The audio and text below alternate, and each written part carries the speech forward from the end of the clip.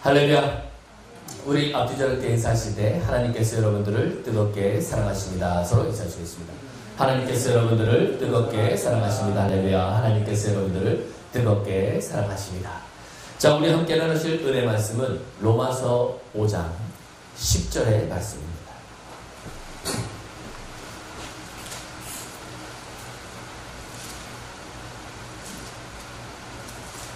로마서 5장 10절의 말씀입니다.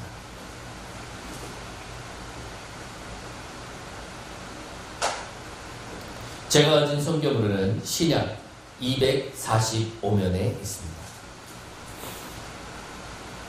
로마서 5장 10절의 말씀 모두 찾으려 믿고 다 함께 천천히 한번 합독해 보도록 하겠습니다. 시작.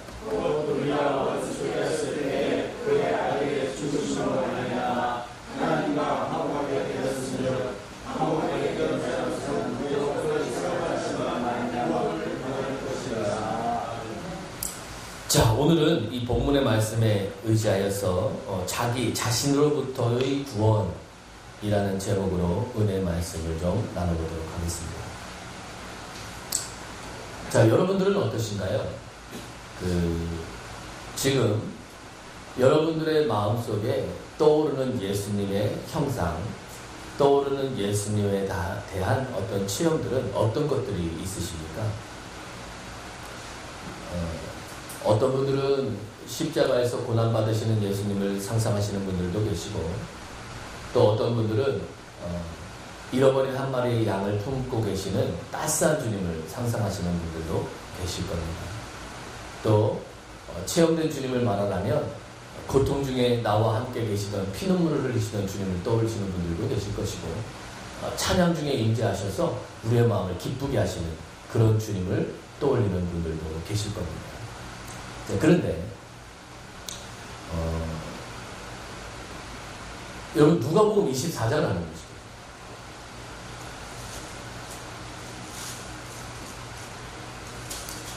(44절을) 하는 것이 있어요.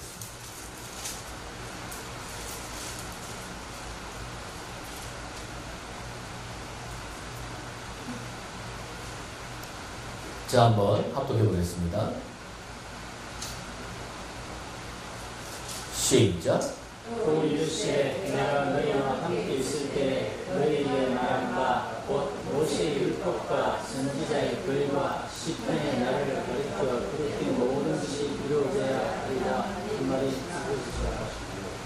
자, 여러분 구약에 기록되어 있는 모든 내용, 모세의 율법과 선지자의 글들과 그리고 시편에 나와 있는 모든 시, 그렇죠? 그게 다 누구에 대한 이야기래요? 그러면 여러분들이 알고 있는 그리스도를 우리는 어디서 체험해야 됩니까? 그렇죠. 성경의 말씀 안에서. 그런데 대부분 여러분 우리가 그리스도를 말하면 한정되어 있는 그리스도를 얘기하죠. 자, 사복음서에만 해도 주님의 4가지의 모습이 나옵니다.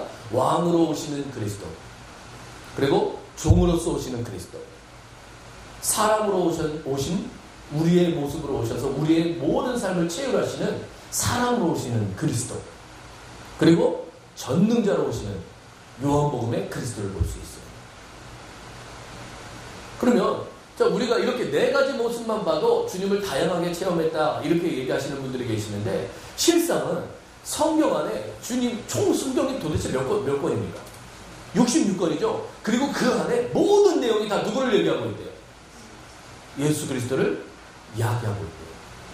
그러면 저와 여러분들은 날마다 내가 한 번도 본 적이 없는 2000년 전에 이 땅에 오셔서 나의 죄를 감당하시고 나를 자유케 하시고 나에게 그 하나님의 생명을 전달하신 그 예수 그리스도를 사랑하고 알고자 한다면 여러분 날마다 우리는 무엇을 가까이 해야 됩니까?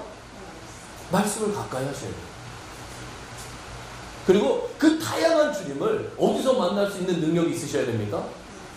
말씀 안에서 여러분 만날 수 있는 능력이 필요합니다. 아멘. 그러면 이제 한번 생각해 보시죠. 오늘 이제 이 본문을 통하여서 여러분 제가 자기 자신으로부터의 구원이라는 제목으로 여러분들과 말씀을 나누려고 하는데, 여러분들은 여러분 자신에 대해서 얼마나 만족하고 계십니까?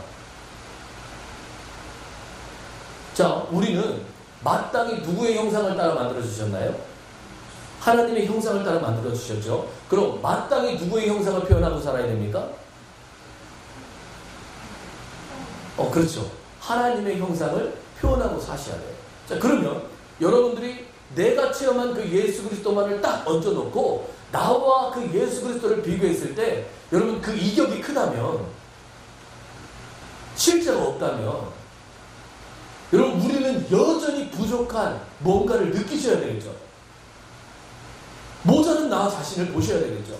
여러분 다른 사람 비판하거나 판단할 시간이 어디 있습니까? 지금 누가 덜 됐어요? 내가 지금 덜 됐는데 누구를 쳐다보고 누구를 내가 비판을 하겠습니까? 자, 여러분 그러면 그 예수 그리스도의 형상을 표현하고 그분의 영광을 드러내는 데 있어서 가장 큰 걸림돌은 어디에 있습니까? 나 자신이죠. 그분의 영광을 드러내고 살아야 될 하나님의 형상인 내가 그 형상을 드러내지 못하고 사는 가장 큰 걸림돌이 내 안에 있다는 걸 우리는 발견하셔야 될 줄 있습니다. 자, 물론 우리는 예수 그리스도의 십자가의 공로로 이미 구원받고 의롭게 되고 하나님의 화목된 후에도 여전히 그 예수 그리스도의 생명 안에서 구원을 받을 필요가 있다라고 제가 나눠드린 프린트물에서 말씀을 적어놨는데, 왜 이렇게 썼느냐? 자, 우리는 우리 자신에 대해서 만족할 수 없는 무언가를 발견하기 때문입니다. 자, 우리의 죄, 우리의 죄악된 옛사람에 속한 모든 것들은 예수 그리스도의 십자가의 보혈로 이미 끝장났어요. 자, 히브리서 9장 26절 이하에 보면 한 번에 하나님 앞에 자신을 제사의 제물로 드리심으로 이 모든 것들을 끝냈다고 주님이 말씀을 하십니다. 자, 그런데 문제는 이렇게 죄에 대해서 모든 것이 끝난 건 하나님께서 우리를 구속하셔서 우리를 새롭게 하시는 모든 과정 속에 부정적인 측면일 뿐입니다. 그것은 예수 그리스도의 죽음 안에서 끝난 사실이에요. 자, 오늘 제가 나눌 건 긍정적인 측면, 그분의 살아나심 안에서 어떻게 돼야 되는지를 다루려고 합니다. 자, 여러분 먼저 로마서 오늘 본문을 다시 한번 보실까요?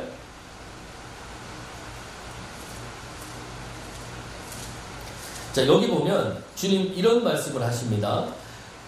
곧 우리가 원수 되었을 때에 그의 아들의 죽으심으로 말미암아 하나님과 화목하게 되었은즉 화목하게 된 자로서는 더욱 그의 살아나심으로 말미암아 구원을 받을 것이니라 그랬어요. 자, 우리가 하나님과 화목된 것은 그분의 어떤 내용물 때문이었습니까?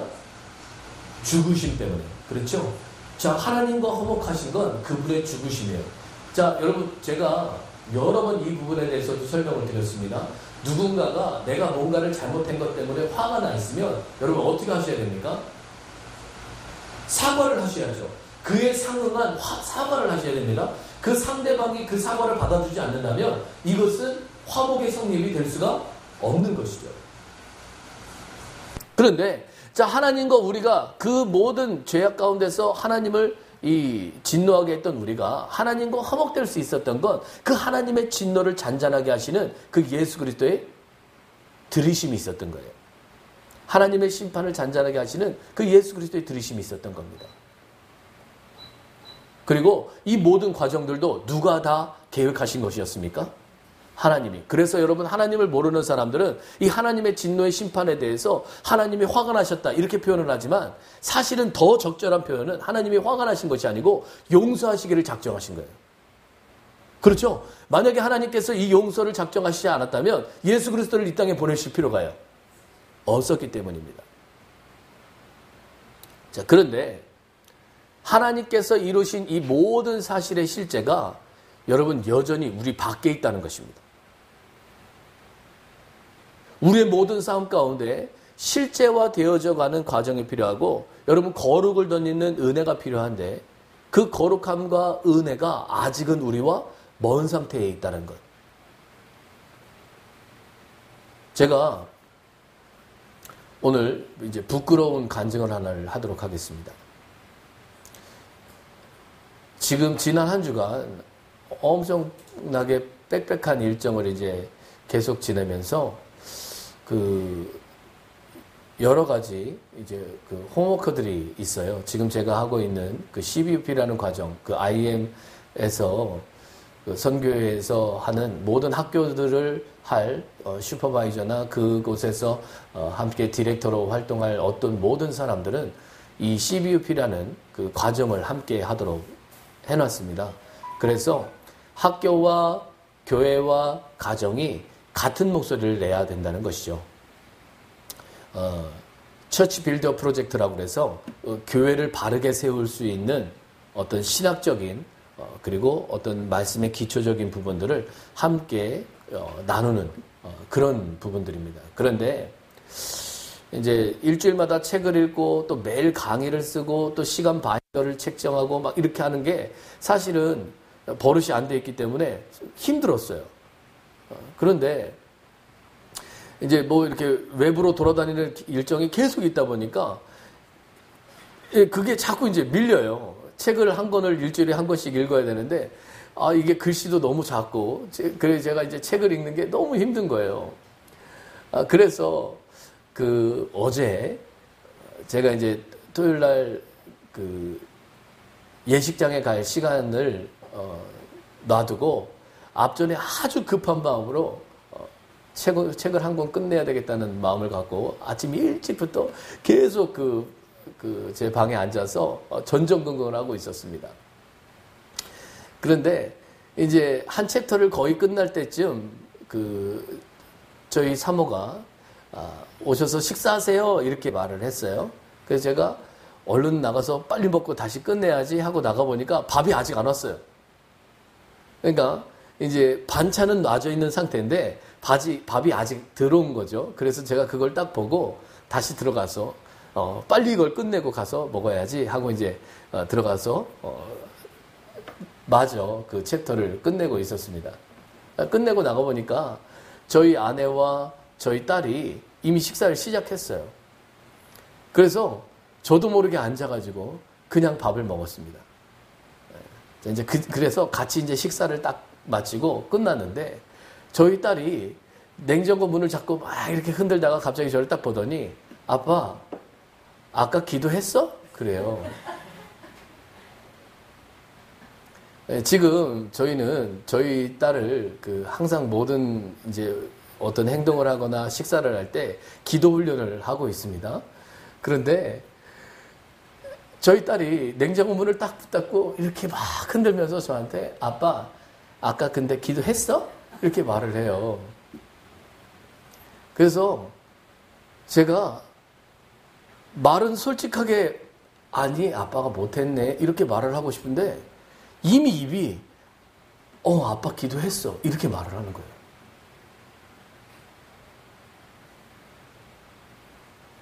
그리고 아무렇지도 않은 듯이 방에 들어가서 하나님 말씀에 대한 책을 읽고 그걸 쓰는 겁니다. 여러분 제가 목사입니다. 하나님의 말씀을 전하는 자예요. 그런데 아무런 일도 없다는 듯이 앉아가지고 그걸 쓰는 거예요. 그리고요, 더 웃긴 건요, 그걸 쓰는 동안 아무런 죄의식이 없었어요. 정신없이 어제 일정을 끝마치고, 여러분, 오늘 이제 말씀을 전하기 위해서 성경을 딱 폈는데, 이제 여러분, 저는 버릇처럼 이제 말씀을 전하기 위해서는 하루를 정리합니다. 하루를 정리하면서 기도를 하는데 갑자기 주님이요, 그 모습을 딱 띄워줘요. 마음에 괴로워서 견딜 수가 없어요. 그래서 주보를 쓰던 모든 걸 딱 내려놓고 성전으로 나와서 하나님 앞에 기도했습니다. 하나님, 제가 너무 부끄럽습니다. 제가 이거밖에 안 되니까. 어떻게 저 어린 딸을 두고 아무렇지 않게 거짓말을 합니까? 저 아이를 기도하라고 가르치는 제가 어떻게 이렇게 거짓말을 합니까? 너무 부끄럽습니다, 하나님.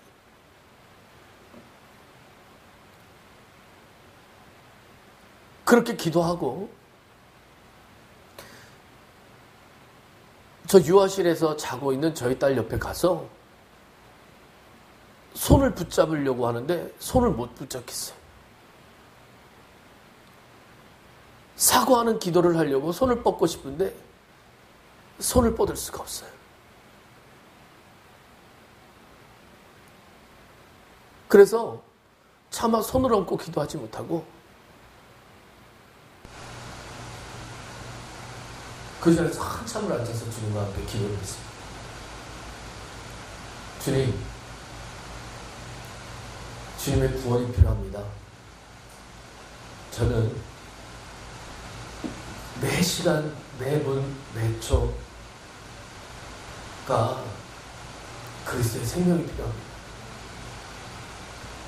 저는 주님이 없으면 너무 연약하고 너무 거짓되고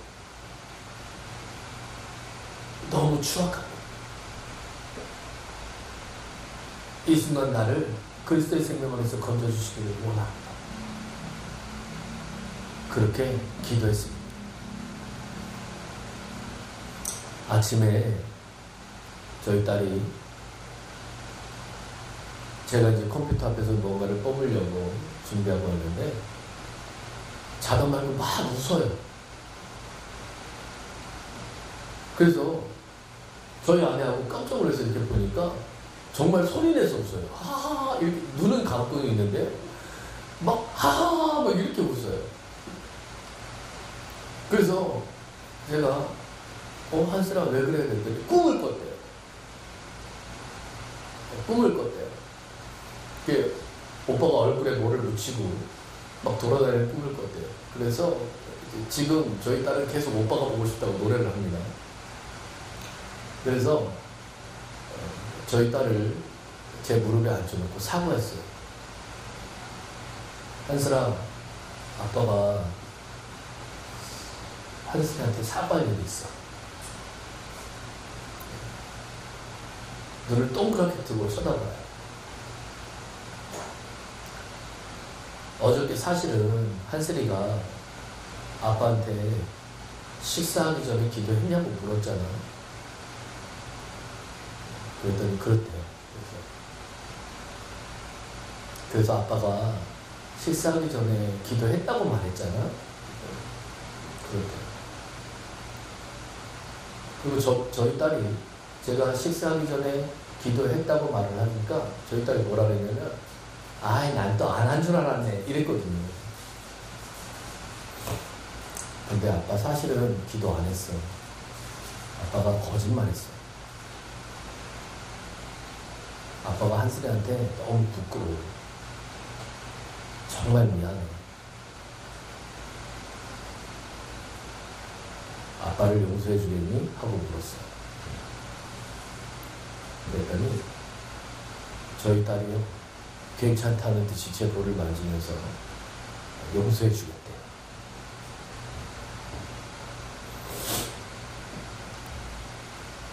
제가 오늘 이 말씀을 여러분들과 나누는 것은 여러분 오늘 본문에서 이 말씀의 시제를 한번 보시죠. 여기 10절에 보면 이렇게 얘기합니다. 하나님과 화목하게 되었은즉 그랬어요. 그러면 여러분 되었다는 것은 과거형입니까? 현재형입니까? 미래형입니까? 과거형이죠. 여러분 하나님과 화목하게 된 것은 저와 여러분들의 공로가 아닙니다. 예수 그리스도의 십자가의 공로죠. 그 하나님과 우리가 화목하게 된 것은 이미 과거형으로 말해요. 자 그러면 여러분 구원은 언제 이루어진 겁니까? 그 화목하게 된 순간 우리는 구원을 얻었다고 배웠죠. 자, 그런데 여러분 거기 뒤에 보면 뭐라고 얘기합니까? 구원을 받을 것이라. 여러분 지금 이게 말이 되는 겁니까? 그렇죠. 미래형으로 나와 있죠. 그럼 여러분 우리가 배운 대로 얘기하면 구원은 언제 이루어졌어요? 과거에. 그런데 지금 바울은 구원을 받을 것이다 이렇게 얘기합니다. 자, 왜 그러냐? 여러분 우리는요 예수 그리스도의 십자가의 공로로 구원을 받은 것이 맞습니다. 그러나 하나님은 저와 여러분들을 불러다가 죄나 지옥에서 건지는 걸로 만족하실 분이 아니에요. 하나님은 그거보다 더 높고 더 깊고 더 풍성하고 더 끝이 없는 깊은 구원의 목적이 있으신데 그 목적을 이루어가는 과정을 지금 얘기하고 있는 것입니다. 그럼 여러분, 하나님께서 이렇게 하나님의 이 모든 것들을 이루시는, 목적을 이루시기 위해서 이용하시는 유일한 방법은 무엇입니까? 자, 여기 보면 이렇게 써 있습니다. 그의 살으심으로 말미암아, 살아나심으로 말미암아. 그렇죠? 그 살아나심이라고 왜 말을 했을까요? 동사인데 명사형으로 바꾼 거죠. 여러분, 그 헬라어에는 생명에 대한 설명이 이 세 가지로 분류되어서 나옵니다. 하나는 우리가 소위 말하는 비오스, 그 영어에서 나오는 바이오라고 우리의 육체의 생명, 육체에 따라서 얻은 생명을 얘기할 때 바이오라는, 비오스라는 말을 씁니다. 그리고 두 번째는 우리의 혼의 생명, 우리의 정신적인 생명을 얘기할 때는 푸시케를 써요. 그런데 깨어지지 않고 없어지지 않고 영원한 생명을 말할 때는 조에, 하나님의 생명을 말할 때는 이 조에라는 단어를 써요. 그런데 여러분, 여기에 원문에 보면, 헬라 원문에 보면 이 살아나심을 명사형인 조에라고 말합니다. 그럼 거꾸로 얘기하면 여러분, 그분의 생명으로 말미암아, 그렇죠? 그분의 생명 안에서 너희는 뭐를 받을 것이다? 구원을 받는다는 뜻이에요. 자, 주님은 요한복음 14장 6절에 우리에게 확실하게 말씀하십니다. 내가 곧 길이요 진리요 생명이니. 그럼 여러분, 우리가 그분의 생명 안에서 구원을 받는다는 건 무슨 말입니까? 그 예수 그리스도의 인격 안에서 구원을 받는다는 뜻이에요. 모든 생명은 그 생명의 특성이 있죠. 예를 들어서 물고기는 헤엄치는 특성이 있고, 새는 나는 특성이 있고, 사람은 걷는 특성이 있듯이 여러분, 그리스도는요 하나님의 생명의 특성을 갖고 계세요. 그 생명이 내 안에 있으면 우리는 정직해질 수밖에 없습니다. 여러분, 저는요 예수 그리스도를 믿기 전에는 이런 사소한 거짓말에 찔려하지 않았던 사람입니다. 밥 먹듯이 거짓말을 했지만 한 번도 찔려하지 않았어요. 왜냐? 남들도 다 그렇게 사는데, 이렇게 생각했습니다. 여러분, 하나님의 은혜를 모르는 사람의 특징이 무엇입니까? 잘못하고도 뻔뻔한 거예요. 나보다 더한 놈들도 있는데, 그러니까 여러분, 내 잘못에 이 기준을 맞추는 것이 아니고 다른 사람의 잘못에 기준을 맞추죠. 그것이 하나님을 모르는 사람의 특징이에요. 그러나 여러분, 우리가 하나님의 은혜를 아는 그 예수 그리스도를 이 땅에 보내셔서 나의 죄를 대속하게 하시고 나의 죄를 감당시키게 하시고 나를 그 거룩한 생명으로 인도하신 그 하나님의 사랑을 아는 사람은 작은 잘못에서도 민감할 수밖에 없죠. 내가 함부로 버린 휴지, 내가 잘못 먹은 미움의 마음, 사소한 거짓말에도 민감하게 반응할 수밖에 없어요. 왜 그러냐? 여러분, 이 생명이 누구의 특성이에요? 이게 하나님의 특성이에요.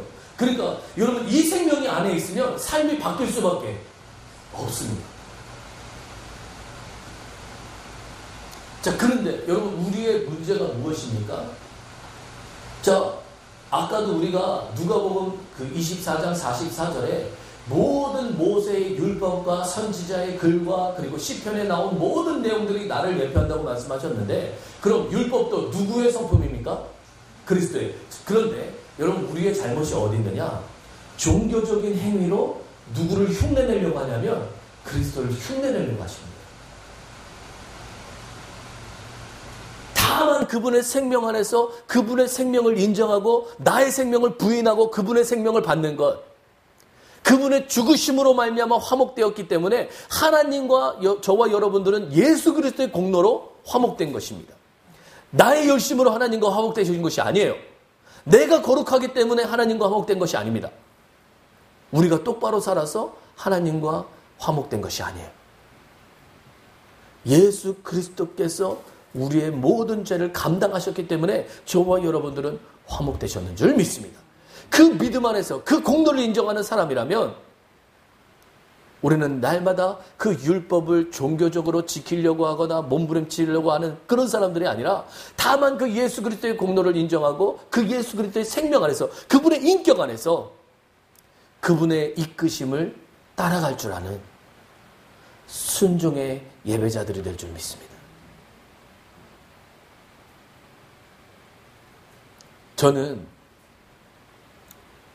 목회자라는 말이 여전히 어울리지 않는 사람입니다. 그럼에도 불구하고 제가 이 길을 갈 수밖에 없는 것은 그 예수 그리스도의 공로와 그 사랑이 저를 강권하기 때문입니다. 제가 하나님 앞에 섰을 때 하나님께서 제 직분을 물으시지 않을 거예요. 너는 목사로 왔으니까 내가 인정해주마. 이렇게 말씀하시지 않을 거예요. 제가 하나님 앞에 섰을 때 하나님이 저에게 물으신 건 딱 하나. 네가 얼마나 그리스도의 생명으로 살았니? 그걸 물으실 거예요. 저는 매일 매 시간 매분 매 초가 그 생각 안에 사로잡혀 있기를 원합니다. 제가 조금이라도 그 주님을 놓치면 저는 여전히 옛사람의 나 자신으로부터 그 예수 그리스도의 생명으로부터 미끄러지는 나 자신을 볼 수밖에 없기 때문입니다. 그래서 저는 우리 모든 성도 여러분들이 이 생명 안에서 구원을 얻는 그 예수 그리스도를 날마다 발견하기를 원해요. 아멘. 여러분 자신을 믿지 마십시오. 환경을 믿지 마십시오. 사람을 믿지 마십시오. 우리가 믿을 분은 우리를 위하여서 죽으시고 우리를 위하여서 다시 이 생명을 공급하시는 그 예수 그리스도 한 분밖에 없는 줄 믿습니다. 아멘. 그래서 여러분 우리는요 다 화를 내거나 거짓말을 하려고 결단하실 필요가 없습니다. 우리의 천연적인 성품은요 자연스럽게 화를 내고 자연스럽게 거짓말을 해요. 예를 들어서 여러분 이렇게 하시는 겁니다. 자, 나 오늘은 결단하고 거짓말을 10번 해야 되겠다. 왜 이렇게 거짓말이 힘든지 모르겠어. 이렇게 하실 필요가 없으세요. 왜 그렇습니까? 죄의 법이에요. 우리 속에 우리의 육체 가운데 거하는 죄의 법입니다. 그것이 자연적으로 나와요. 또 어떤 사람은 이렇게 합니다. 오늘은 정말 나는 꼭 화를 내야 되겠어. 나는 왜 이렇게 화가 안 나는지 모르겠어. 오늘은 꼭 10번 정도 화를 내야지 하고 결단하실 필요도 없습니다. 여러분 겉으로 표현하거나 표현하지 않을 뿐이지 여러분 우리는 화를 냅니다.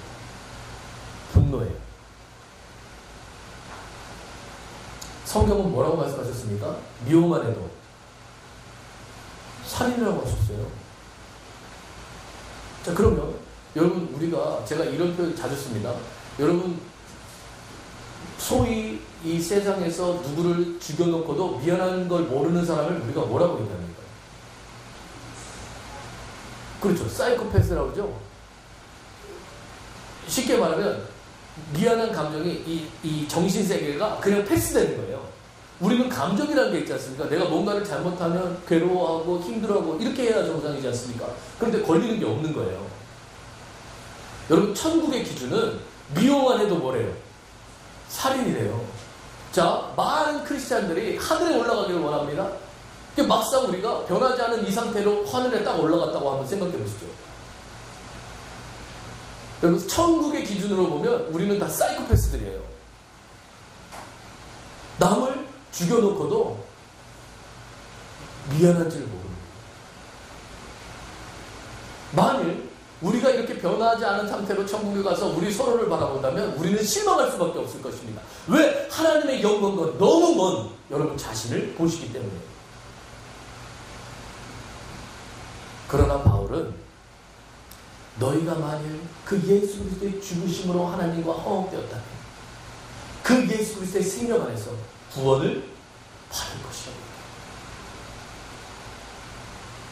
여러분, 죽으심을 바라보는 것이 아닙니다. 저와 여러분들은 그 예수 그리스도의 생명을 바라보고 내 속에서 그 생명이 살아계시는 그 예수 그리스도를 바라본다면 날마다 나의 인격이 아닌 그 예수 그리스도의 인격 안에서 구원을 받는 은혜의 체험을 하게 되는 줄 믿습니다.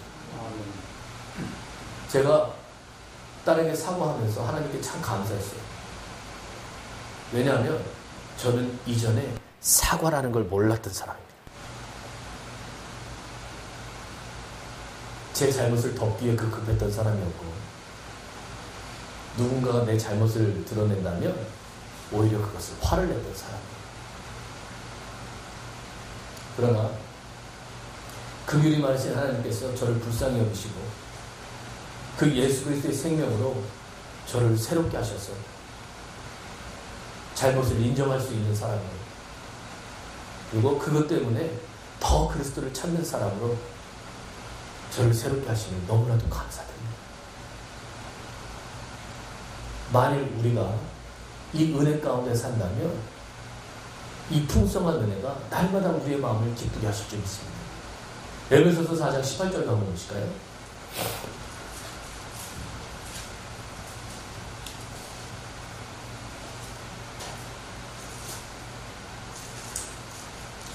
자, 에베소서 4장 18절입니다.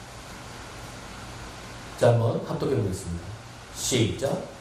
그들의 중명이 어두워지고 그들의 가운데 있는 무지함과 그들의 마음이 어두워짐으로 말미암아 하나님의 생명에서 떠나 있도다. 아멘. 자, 거꾸로 얘기하면 총명이 어두워지고 마음이 굳어지는 이유가 뭡니까?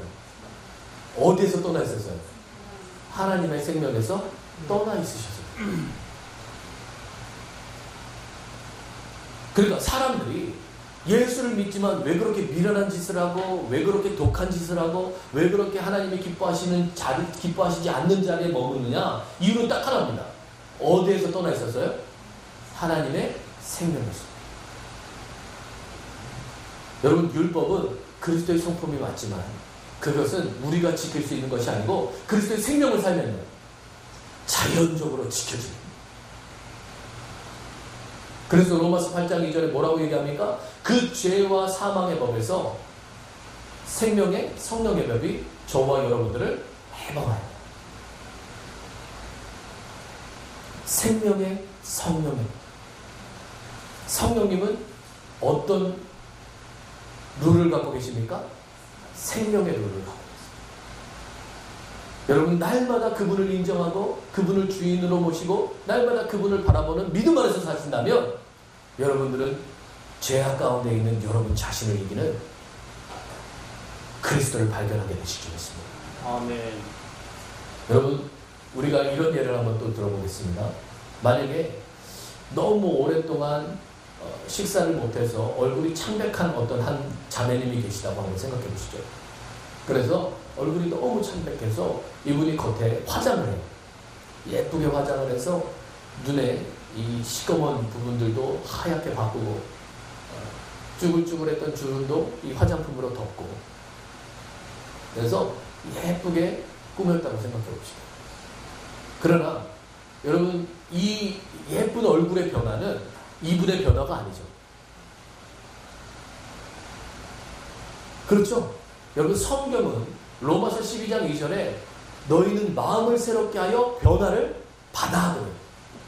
그럼 성경에서 말하는 변화는 얼굴을 화장하는 겁니까? 아니에요.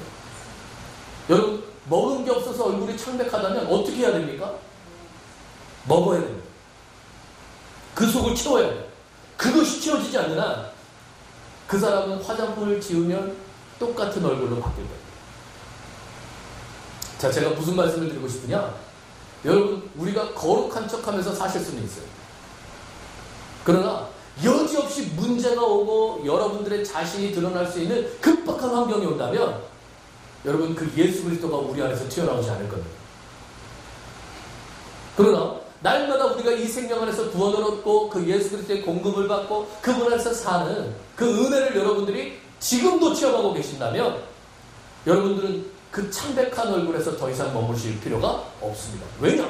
내적인 만족이신 그 예수 그리스도가 우리의 모든 안색을 바꿔주시기 때문에. 아멘. 생명적으로, 유기적으로 바꿔주시기 때문에. 여러분, 저는요, 요즘도 가끔 이런 일을 겪습니다. 제가 어떤 말을 확 하고 싶은데요, 제 속에서 뭔가가 막아요. 하지 말래요. 이 말을 하면 속이 시원할 것 같거든요. 그런데 제 속에서 탁! 하지 마. 그리고 그때 제 속에서 들리는 이 음성에 순종하면 반드시 제 마음에 새롭게 채워지는 성령님의 은혜가 임하는 걸 깨닫습니다. 여러분, 이 자리에 계신 모든 성도 여러분들이 이러한 체험이 있으실 줄 믿습니다.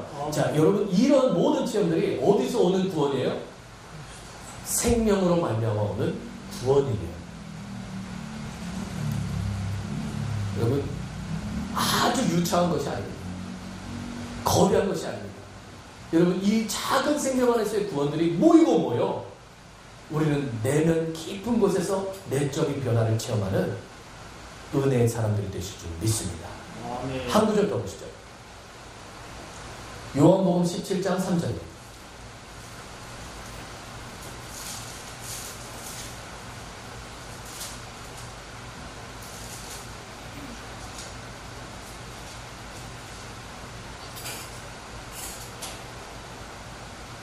자, 또 한번 합독해 보겠습니다. 시작. 영생은 곧 위하신 참 하나님과 그와 보내신 자 예수 그리스도라는 것입니다. 아멘. 자, 여러분, 저는요, 성경을 알기 전에 영생 그러면 영원한 생명. 그러니까 이것을 알면 어떻게 살아요? 영원히 사는 것. 이제 이렇게 생각했습니다. 그런데 여러분, 지금 요한복음 17장은 우리에게 아주 중요한 비밀을 이야기합니다. 영생은 단지 오래 사는 게 아니고 누구를 아는 것이요? 하나님을 아는 것. 여기서 아는 것은 여러분 같이 살아서 아는 거예요. 기노스코. 헬라어에서 말하는 기노스코는 여러분 부부가 같이 부부 관계를 맺듯이 함께 사는 걸 이야기해요. 그러면 여러분, 우리가 언제 영원한 생명을 알게 될까요? 이 생명 안에서 같이 하나님과 살아보죠.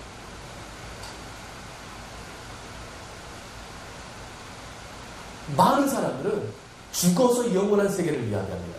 그런데 여러분, 성경에 예를 들어서 우리가 히브리서 11장에 보면 세상이 감당치 못할 믿음의 선조들에 대해서 막 얘기하죠.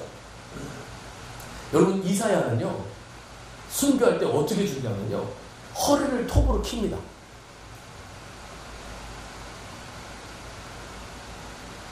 끔찍하죠. 하나님을 부인하면 살려준다고 해요. 그런데 자기가 눈을 뜨고 있는데 그렇게 해서 순교다. 그러면 여러분, 우리는 모두 다 죽음을 두려워하지 않습니까? 여러분, 나도 모르게 그냥 가는 건 우리가 얼마든지 갈 수 있지만 이렇게 괴로운 죽음을 상상하시는 분들은 아무도 안 계실 거예요. 그런데 거기에 나와 있는 수많은 믿음의 선조들은 이 기꺼이 이 괴로움과 영생을 바꾸지 않죠. 왜 그럴 수 있습니까? 아니, 죽어서 가서 얻을 영생이면 왜 그렇게 두려움을 겪어가면서 그걸 겪겠어요? 그런데 히브리서 11장에 우리의 믿음의 선조들에서 대해서 세상이 감당치 못하리라. 이런 사람들은 세상이 감당치 못하리라고 얘기하는 이유가 무엇입니까? 그 사람들은 죽어서 얻은 영생이 아니고 지금 내가 누구와 함께 살기 때문에, 그 예수 그리스도와 함께 살기 때문에.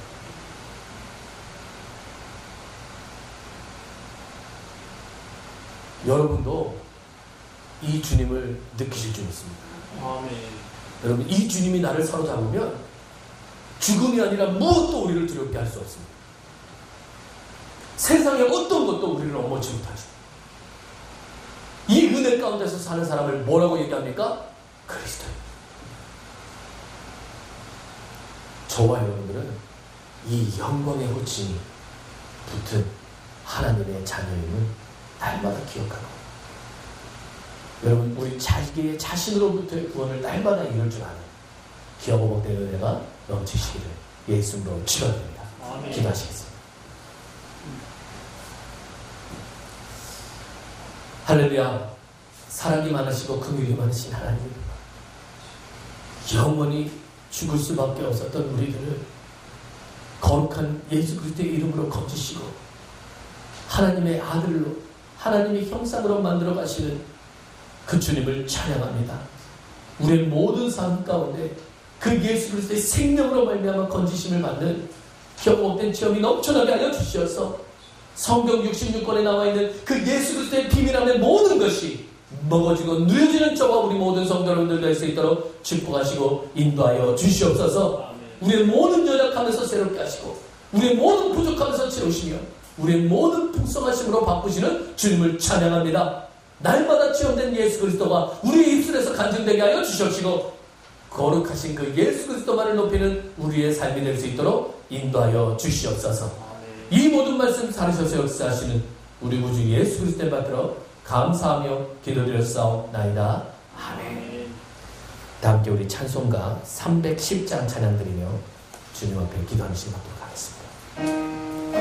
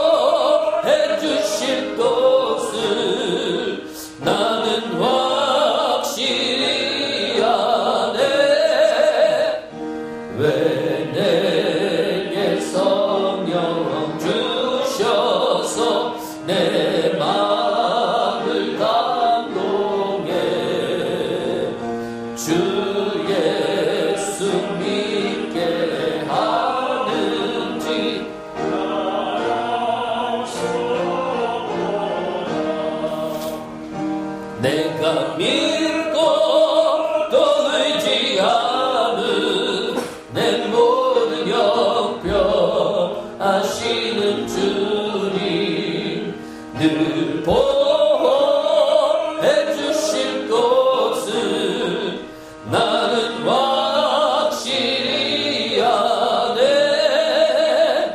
주 언제 강림하실지 밤에 오낮에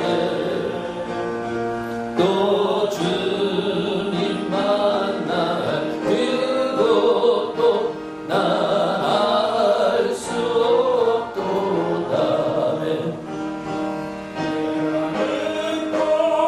또 의지함은 내 모든 형편 아시는 주님 늘 보호해 주실 것을 나는 확실히 아네.